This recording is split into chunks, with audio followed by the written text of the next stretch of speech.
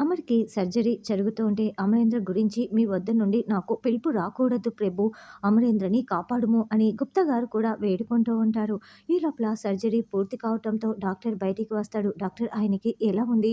Surgery అయిపోయిందా? అని బాగి అడుగుతూ ఉంటే, సర్జరీ సక్సెస్ అయింది. He is out of danger అని డాక్టర్ చెప్తాడు.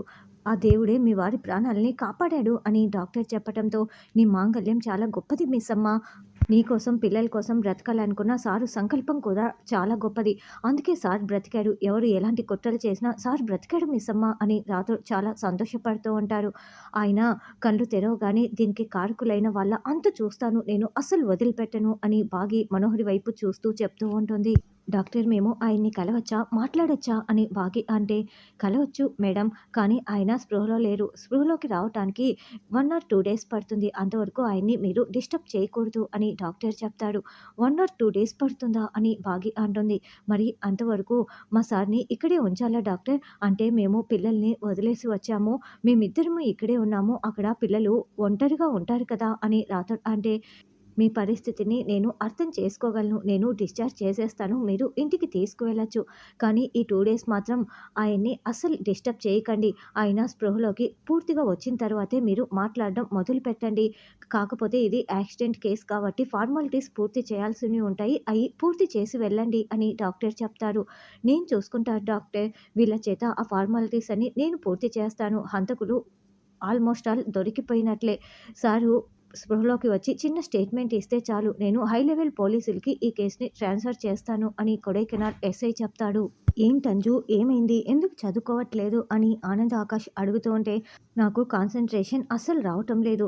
అసలు మిస్సమ్మ డాడ్ ఎక్కడికి వెళ్లారో తెలుసుకోవాలని ఉంది అని అంజు అంటే, అవును యాదమ్మ ఆంటీకి నిజం తెలిసినా మనకు చెప్పకుండా ఏదో దాచిపెడుతోంది అని బుజ్జమ్మ కూడా అంటుంది. అయితే ఏదో ఒకటి చేసి మనం యాదమ్మతో నిజం కక్కిద్దాం రండి అని ఆనంద్ ఆకాష్ అంటారు.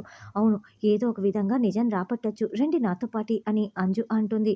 యాదమ్మ యాదమ్మ అని కేకలు పెట్టడంతో, ఏంటి పిల్లలు అని యాదమ్మ అంటుంది. అసలు మిస్సమ్మ డాడ్ మాకు చెప్పకుండా ఎక్కడికి వెళ్లరు? ఎక్కడికి వెళ్లారో చెప్తావా లేదా? నీకు తెలిసినా చెప్పటం లేదు. మాకు అర్థమవుతోంది. చెప్పండి అని నలుగురు పిల్లలు యాదమ్మని నిలదీస్తూ ఉంటారు. లేదు లేదు నిజంగా నాకు తెలీదు. వాళ్ళు నాకేమీ చెప్పలేదు. మీరు వస్తే భోజనం పెట్టండి, బాగా చూసుకోండి అని మాత్రమే చెప్పి వెళ్లారు అని యాదమ్మ అంటే, లేదు నువ్వు మాకిప్పుడు నిజం చెప్పలేదనుకో, మా మటన్ అంతా కూడా నువ్వే తిన్నావు. మాకు భోజనం కూడా పెట్టలేదు అని మేము మిస్సమ్మ డాడీకి చెప్తాము అని పిల్లలు అంటే, చెప్పుకోండి అని యాదమ్మ అంటుంది. అప్పుడు నీ ఉద్యోగం కూడా పోతుంది. ఇంతకుముందు ఒకసారి మా నాన్న నిన్ను ఉద్యోగంలో నుంచి తీసేస్తే మిస్సమ్మ దయ వల్ల మళ్ళీ ఇక్కడికి వచ్చావు.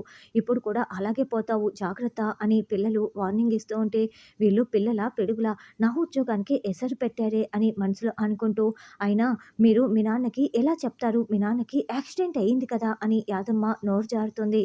ఏంటి డాడీకి యాక్సిడెంట్ అయిందా? అందుకేనా మిస్సమ్మ రాతోడు వెళ్లారు? మేము కూడా వెళ్తాము. మాకు డాడీని చూడాలనిపిస్తోంది అని పిల్లలు ఏడుస్తూ అడుగుతూ ఉంటారు. లేదు నేను ఇందాకే కాల్ చేశాను. ఆల్రెడీ మీ నాన్నని తీసుకొని ఇంటికి బయలుదేరి వస్తున్నారంట అని యాదమ్మ చెప్తుంది. అవునా? నిజమే చెప్తున్నావా? అని పిల్లలు అడుగుతూ ఉంటే, అప్పుడే బాగి, అమర్ ఇద్దరు ఇంటికి వస్తారు. బాగీ ఒళ్ళో అమర్ తల పెట్టుకొని పడుకొని ఉంటే రాథోడ్ కార్ డ్రైవ్ చేస్తూ ఇంటికి వస్తారు. అదిగో డాడీ వాళ్ళు వచ్చేశారు అని పిల్లలు పరుగులు పెడుతూ బయటికి వస్తారు. వెంటనే రాథోడ్ స్పృహలో లేని అమర్‌ని వీల్ చైర్‌లో కూర్చోపెడతారు. అలా బాగీ, రాథోడ్ ఇద్దరు వీల్ చైర్‌లో అమర్‌ని లోపలికి తీసుకువస్తూ ఉంటే పరుగులు పెడుతూ పిల్లలు బయటికి వచ్చి, డాడ్ డాడ్ కళ్ళు తెరవండి డాడ్, మాతో మాట్లాడండి డాడ్, మిస్సమ్మ డాడీకి ఏమైంది? మాతో ఎందుకు మాట్లాడడం లేదు? అని ఏడుస్తూ అడుగుతూ ఉంటారు. సార్ కళ్ళు తెరవండి సార్, మాట్లాడండి సార్, ఎందుకు మాట్లాడట్లేదు సార్ అని బుజ్జమ్మ కూడా ఏడుస్తూ అడుగుతూ ఉంటుంది. పిల్లలు మీ డాడీకి ఏమీ కాలేదు. తలకి చిన్న గాయం అయింది అంతే. త్వరలోనే కోలుకుంటారు. మన అదృష్టం బాగుంది కాబట్టి మీ డాడీకి ఏమీ కాలేదు అని మిస్సమ్మ చెప్తుంటే, మరి ఎందుకు మాతో మాట్లాడడం లేదు అని అంజు అంటుంది. డాడీకి మత్తు ఇంజెక్షన్ ఇచ్చారు నొప్పి తగ్గటం కోసం. అందుకే నిద్రపోతున్నాడు. ఏం కాదు పిల్లలు అని రాథోడ్ ధైర్యం చెప్తూ ఉంటాడు. మీరు అబద్ధం చెప్పట్లేదు కదా! మేము మీకోసం చాలా సార్లు కాల్ చేశాము అని ఆనంద్ ఆకాష్ అడిగితే, ఏం కాదు 2 రోజుల్లో కోలుకుంటారు. మేము అబద్ధం చెప్పటం లేదు. ముందు డాడీని లోపలికి తీసుకువెళ్దాం అని బాగి అంటుంది. స్పృహలో లేని అమర్‌ని బెడ్‌పై పడుకోబెట్టగానే పిల్లలందరూ ఇంకా ఏడుస్తూ ఉంటారు. "ఏడవకండి పిల్లలు, మీరు చదువు మీద కాన్సంట్రేషన్ చేయాలి. ఎగ్జామ్స్ చాలా బాగా రాయాలి. మీ నాన్న విష్ అదే కదా! మీరు మంచి మార్కులు తెచ్చుకోవాలి" అని బాగి చెప్తుంటే, "డ్యాడీకి ఇలా ఉంటే మేము ఎలా కాన్సంట్రేషన్ చేసి చదవగలం మిస్సమ్మ" అని అంజు అంటుంది. "చూడు మీ నాన్న విష్ మీరు నెరవేర్చాలి" అని బాగి చెప్తుంటే, "నాన్న విష్ మాకు చాలా బాగా తెలుసు మిస్సమ్మ. మేము బాగా చదువుకుంటాం, బాగా ఎగ్జామ్స్ రాస్తాం" అని ఆనంద్ అంటాడు. "నాన్న" అని అమర్ చేయి పట్టుకొని బుజ్జమ్మ ఏడుస్తూ ఉంటే, "చూడు బుజ్జమ్మ నాన్నకి ఏమీ కాదు" అని మాట్లాడబోతూ మళ్ళీ ఆపేసి, "చూడు సార్‌కి ఏమీ కాదు. నేను చెప్పాను కదా! ధైర్యంగా ఉండు. మీ సార్ త్వరలోనే కోలుకుంటారు. 2 డేస్‌లో మొత్తం బాగైపోతుంది. కాబట్టి ఈ 2 డేసు మీరు డ్యాడ్‌ని అస్సలు డిస్టర్బ్ చేయొద్దు. ఇంతకీ తిన్నారా లేదా?" అని బాగి అంటుంది. పిల్లలందరూ మౌనంగా ఉంటారు. "మీరేమీ తినలేదని నాకు అర్థమవుతోంది. రాథోడ్ నువ్వు ఈయన దగ్గరే ఉండు. నేను పిల్లలకి ఏమైనా తినిపించి వస్తానని" "పదండి పిల్లలు" అని బాగి కిందికి వెళ్తుంది. చెంబ, మనోహరి గదిలో మాట్లాడుకుంటూ ఉంటే, బాగి, రాథోడ్ ఇద్దరూ లాన్‌లో మాట్లాడుకుంటూ ఉంటారు. "మిస్సమ్మ, సార్‌కి మొత్తం నిజం తెలిసిపోయినట్లు ఉంది" అని రాథోడ్ అంటే, "అవును. అందుకే ఆయన్ని ఆ మనోహరి చంపాలని చూసింది" అని బాగి అంటే, "అప్పుడు ఆరు మేడంని చంపింది. ఇప్పుడు సార్‌ని చంపాలని చూసింది" అని రాథోడ్ అంటాడు. "మళ్ళా దానికి ప్రేమ అని పేరు పెట్టుకుంది" అని రాథోడ్ అంటే, "అది పైశాచిక ప్రేమ.